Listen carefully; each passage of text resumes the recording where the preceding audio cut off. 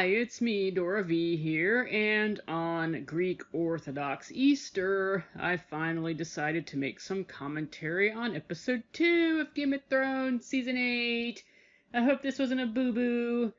Oh man, this is what happens when you wait too long, but I got notes. See?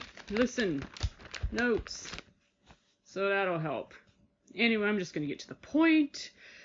I knew it. Of course nothing was gonna happen to Jaime. Come on. If anybody thought that, then I don't know what to tell you. But whew, Jaime. You want me to apologize? I won't. Ah ha ha. Just, for some reason, I just can't help but respect that. I mean, it's just complete honesty. And I'll take that over someone who apologizes and then just keeps doing their shit. Jaime has not done this, and in fact, the best way to apologize is to change your behavior, and he has, through all of Game of Thrones. Oh my god, fucking refrigerator. Asshole! Anyway, I really feel like apologies can be pretty tricky, because I feel like you're damned if you do and damned if you don't. If you apologize, it's a sign of weakness. If you don't, you're a piece of shit. And a lot of times people will apologize and nothing changes, and then there are people who don't apologize and their actions change, they're repentant, and I'll take that over someone who is, I'm sorry, and there's nothing else. Like, yeah, I respect Jaime there. Yeah, I do, like, for reals. And like I said, nothing was gonna happen, come on. I just love the shock that everybody had there, except Bran. Bran was the only one who wasn't fazed, but everyone else was like, well, too bad, guys. And then Bran, like, he's right there and looks at him and says, the things we do for love. Yeah, I think Bran's over it. And that's kind of how I see it. And Brienne, smiley face. Not surprised that she would stand up for Jaime. She went to bat for him. I like that a lot. But Brienne has always been awesome. Just anyway, okay, here's a little shallow comment I wrote. It said, I like Sansa's armored dress, and she still has the Maester's chain, I see, and that's what I've always predicted for her ever since I've seen her in that chain necklace, I guess. I think she is going to be a Maester. I really believe that. First female Maester. Anyway, you go, Brienne. You go, girl. The tension is still very thick, but I can see why. And to be honest, like, Jaime is on my hate to love list, because initially I couldn't stand him. I couldn't stand the sight of him. I did make icons of him. I have some, like, live journal icons of him. And I did that for a community, and they seem to be the most popular. But I mean, he's good looking, so why not? But I spent a lot of Game of Thrones really not caring for him much. But as time went on, I just grew to, well, like him. He's come a long way for sure. So yeah, hate to love list. And Dany ended up the way she did because of him. Yeah. I mean, yeah, Jaime did the right thing, but Aerys was still her father, and her brother was just awful. And I mean, yeah, Jaime was a big reason, but he obviously wasn't the sole reason. He did it to save the kingdom, so I think she does understand that. Will someone replace Tyrion? Maybe not. Well, yeah, Dany was kind of upset that Tyrion has made some boo-boos, like with his sister. She was really pissed off, but I don't see her replacing him. Just because you make mistakes doesn't mean that you're just unsalvageable. I think Tyrion learns from his mistakes, and he will. He's not going anywhere. He'll be fine. I know death. He's got many faces. I look forward to seeing this one. Ha! Gendry loved that, and so did I. Arya's cool. Jaime and Bran at the nice tree. Oh, this is gonna be fun. Okay, and right here, Jaime apologizes to Bran. He apologizes.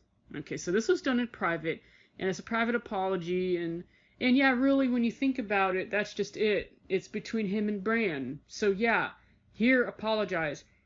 And I did make an off-topic note that there was talk about this through an unrelated character. It was some Suikoden character who said, we should apologize in private to your And that led to some debate. But like I said, it's a very tricky thing, and I do feel like you're damned if you do and damned if you don't.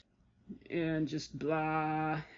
But yeah, I'd talk more about that, but I feel like it would just go way off topic. But in any way, like I think they do reconcile somewhat. Like Bran can't forget it, obviously, but I think you can forgive it. I think you have to set aside all that crap because the dead they're right at your doorstep. Everybody knows this.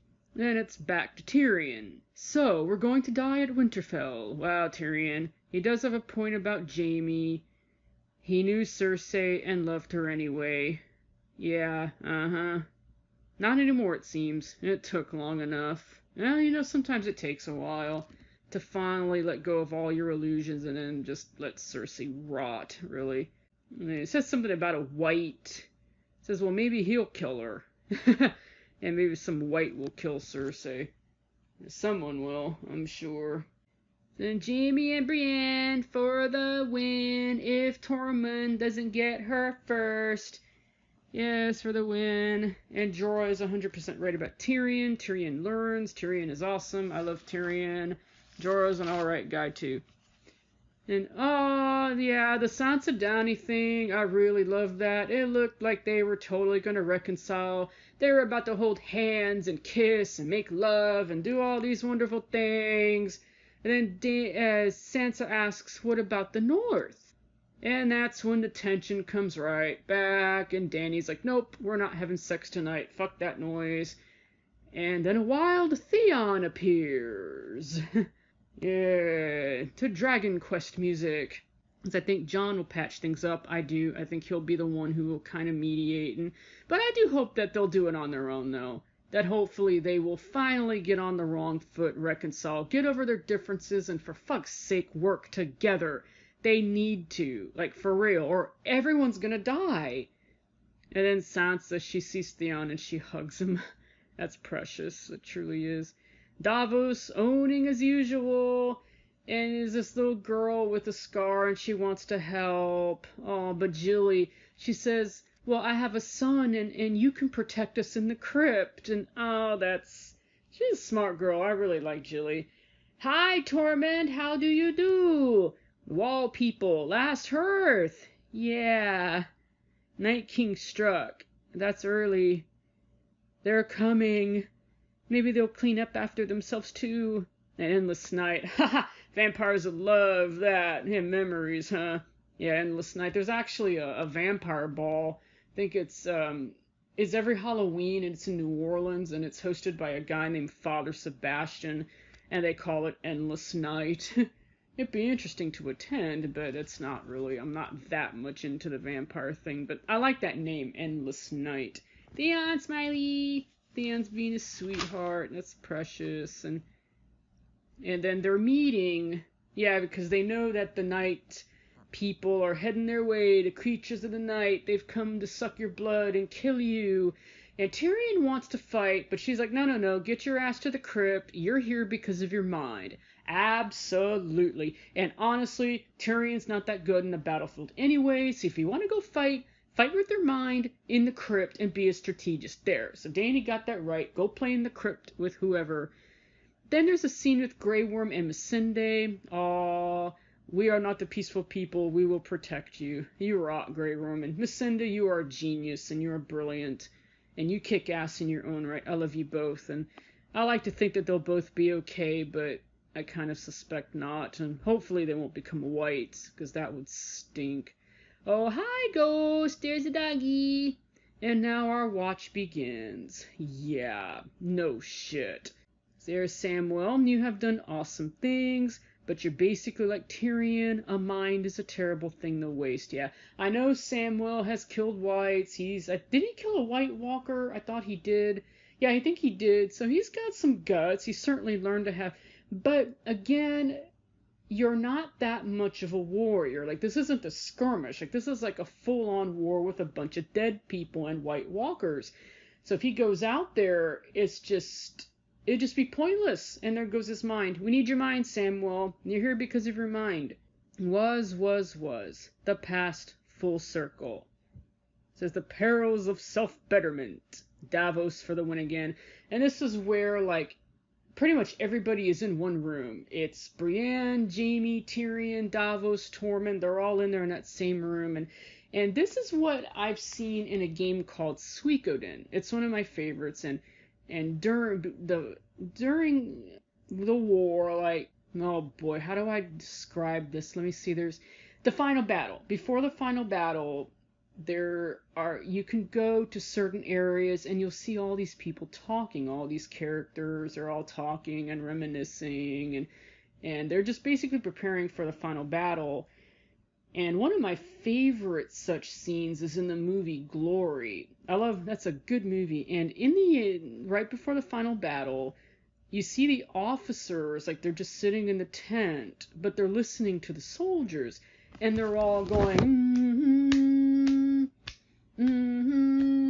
and they're just singing, and they're talking, and they're all just giving speeches, and it's just awesome. And that too was before a rather tragic final battle, because that Fort Wagner, it was never taken. The North was never able to take it. I guess they just didn't have the manpower to do it.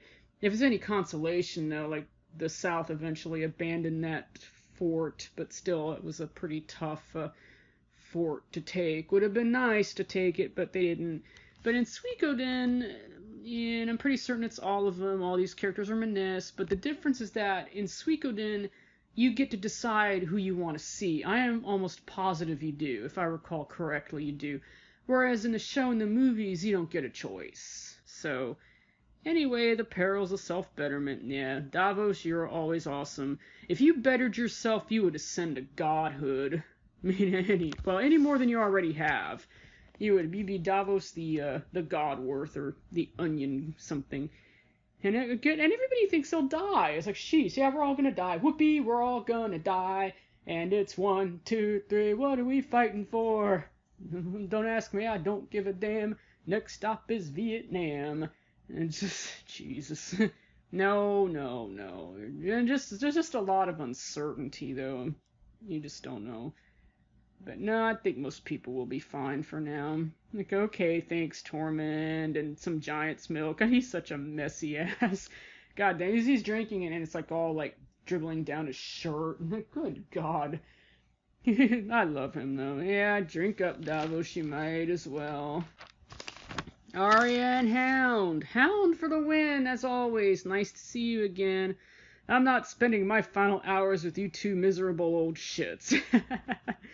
I think Arya said that. It does sound like something Hound would say, but I think it was Arya who did, and I don't blame you. It's all good. I love the Hound, though. And there was something else too, like Hound was saying to the warrior priest, like he was saying something like, "You'll have to explain how you got resurrected the 20th time because I threw you over the balcony," or something. Oh, it's just a great scene. Hound rules. And here there's Arya and Gendry. I kind of like put an exclamation and question mark, but whatever, I'll take it. I don't mind sailing that ship. Oh dear. Okay, I can live with this ship. I can. But honestly, I was expecting her to be with no one. No one but the nameless Jesus guy. But I really thought she'd just be with no one. Well, I was wrong. She's with Gendry. Great. And Tyrion. Did I just say tyranny? Oh my God, that was stupid. Anyway, Tyrion pointing out irony. Oh, honor, survivors, all of that. They talk a lot about that. And fuck tradition. Oh yeah, it's because Brienne had wanted to be a knight. He's like, well, it's tradition. It's a man. It's fuck tradition. Damn right, fuck tradition. Tormund, I love you. And then Jaime says that a knight couldn't make another knight. And so he asks Brienne to kneel before him and accept knighthood, and she does. And it's all so solemn, and it's all just very sweet. And Jaime was like, yes, you are a knight. You are more of a knight than all the knights. So, yes. Like, I just love that scene. I just thought it was incredibly sweet. And Jaime meant that 100%. Like, she taught him how to be a knight. She did that. So she gets to be a knight. I just love that. I was so happy. Like, yay. And then Leanne is amazing. There have been some complaints about her, like they feel like she's kind of one note. Yeah, she's fan servicey, but I'm fine with it. She's amazing, and I'm perfectly fine with her, whether or not she survives. I can honestly see her, like, if she does get killed, she would pour alcohol on herself and set herself on fire before somebody makes her into a white. I guarantee it. She's just that badass. There you go, girl. I hope she survives, though. I do enjoy her. Definitely not afraid to call people out. Like, damn. But I can understand why people think that gets old and one-notey, but she's not a major character. Oh dear me, she's static. Yeah, that's not a good sign, because usually static characters tend to go. But I don't think that she's gonna end up undead. She would prevent that. Anyway, it makes sense for Jorah to have the Heart's Bane. Yeah, Samwell gives it to him, and that's fine. I hope we win. Now, come on, pretty certain you guys will. Yeah, I'm pretty certain. I'd be shocked if the White Walkers win everything. Like, I would just be really shocked. A song, Jenny's song. So Podrick sings it. And I read about this one and people were making a big deal of it. And I'm like, okay. Well, it's well sung. I thought, like, whoever sings it pretty well. But I'm kind of like, whatever. Like, it's nice, though. Theon and Sansa? That's been talked about before. I'm fine with it. I'll take it. And especially since Theon, like, he's really come a long way. And like I said, the best way to apologize is to change your behavior. And he certainly has, for sure. It's just too damn bad that it took being tortured and having his penis lobbed off for that to happen. But it did. Yeah, I'm fine with it. And looks like they have some pretty decent chemistry, too. And then Jon tells Dany the truth, and she's definitely shocked. And I think that once it settles in, I think that she'll eventually be fine with it. I really do. But she's definitely shocked. But before she could do anything, is the horns and the dead have arrived. And I predict that episode 3 is going to be a popcorn muncher for sure. Sure to be a doozy. And the end song is that Jenny song did again, but I mean, it's nice singing. I think it's well made, but that's just not my thing. Whatever. But nothing. I mean, it isn't for everyone, and that's true for everything. And everybody has different taste. Blah blah whatever. And I didn't see any promo, but that's what happens when you are choosing beggar. So no promo. I did see it though, and I see Brienne out there kicking ass and taking names. And oh well, that's it. Well, can't wait for episode 3. And I really like the group scenes. I'm just one of those people who do. My favorite was just with Jaime and Tyrion and Tormund. Wow, that's like Breakfast Club shit right there. Does anybody remember the Breakfast Club? I love that. All these different people in this room, the bottle type stuff. I like that. I always have. It is just so my thing. So don't you forget about me. I won't. It's all good, and I think that'll do. I think I've pretty much said enough, and hope you enjoy. See you later. Bye-bye.